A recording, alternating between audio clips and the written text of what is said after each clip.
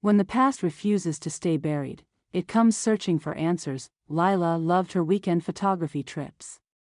There was something calming about capturing forgotten places, abandoned buildings, overgrown parks, and crumbling cemeteries.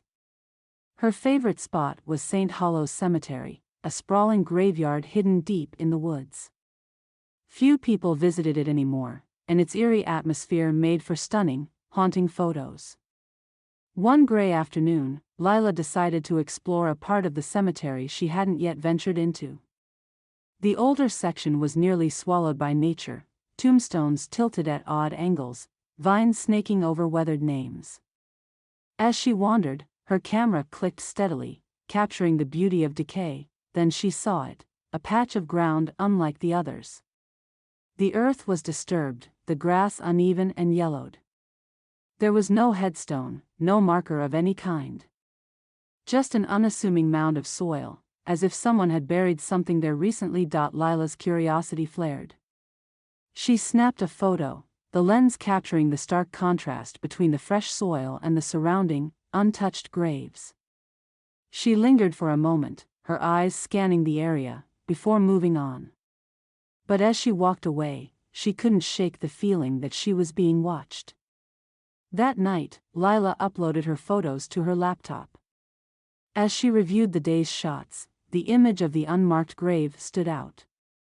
She zoomed in, examining the details of the disturbed soil.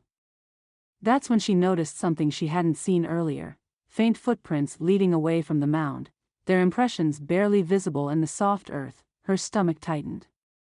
Probably just an animal, she told herself, though the footprints were oddly human in shape.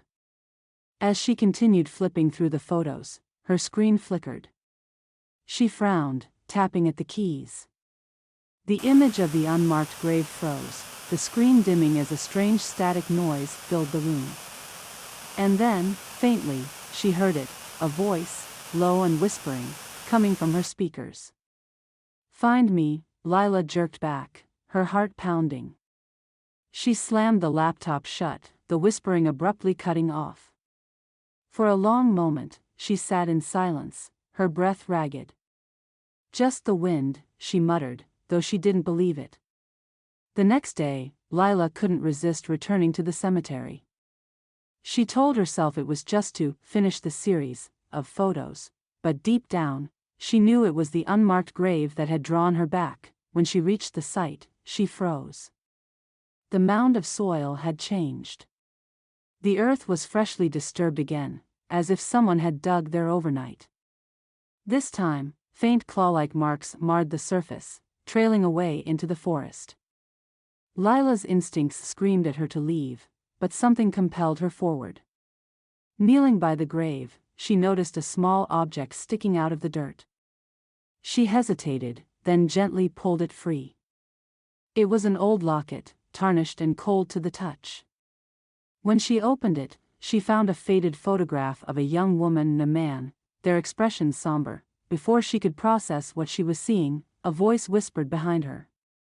"Why did you take it?" Lila spun around, but no one was there.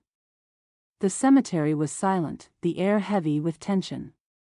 She clutched the locket tightly, her eyes scanning the trees. "Hello?" she called, her voice trembling. The air grew colder, and the shadows around her seemed to deepen. Then, from the corner of her vision, she saw movement. A figure was standing at the edge of the clearing, its form hazy and shifting, as though it weren't entirely solid. It began to move toward her, its footsteps silent but deliberate. As it neared, Lila could make out more details: a woman in a tattered dress, her face pale and expressionless. But her eyes, they burned with an intensity that made Lila's blood run cold. "You found it," the figure whispered, its voice hollow. I didn't mean to," Lila stammered, holding up the locket. "I can put it back." The woman shook her head slowly. "No. You must finish it. Find the rest." "The rest?" Lila asked, her voice barely above a whisper. Before she could get an answer, the figure vanished, dissolving into the air like mist. The cemetery was silent once more, but the weight of the locket in her hand felt heavier than ever. Over the next few weeks, Lila found herself drawn back to the unmarked grave again and again. Each time, she uncovered more clues, fragments of letters, a rusted ring, and finally, an old journal detailing a forbidden love and a betrayal that ended in murder. The locket's story was pieced together, and with it, the restless spirit seemed to find peace. The cemetery grew quiet, the mound of soil finally settling undisturbed. Lila never told anyone what she experienced, but she stopped visiting cemeteries after that.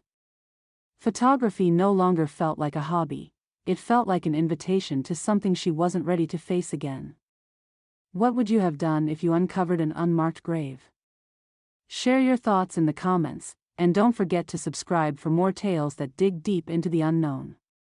Until next time, tread carefully, some mysteries don't want to be solved.